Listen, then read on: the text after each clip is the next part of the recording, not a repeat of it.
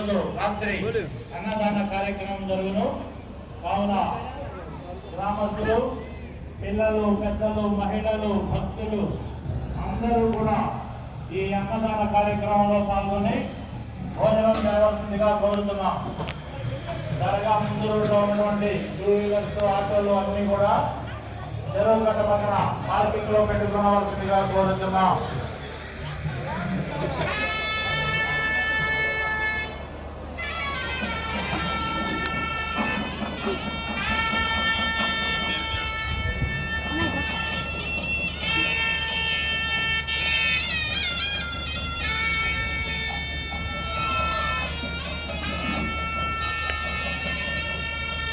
Hi friends, ఈ మొత్తం చూశారు కదా, ఇది పెద్దకొత్తపల్లి దర్గా దగ్గర ఉన్నాం మనం.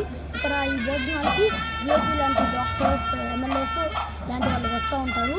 సో పార్ట్ 2 సెండ్ చేయాలంటే మీరు కొంచెం లైక్, షేర్, కామెంట్ చేయండి ఫ్రెండ్స్. Thank you.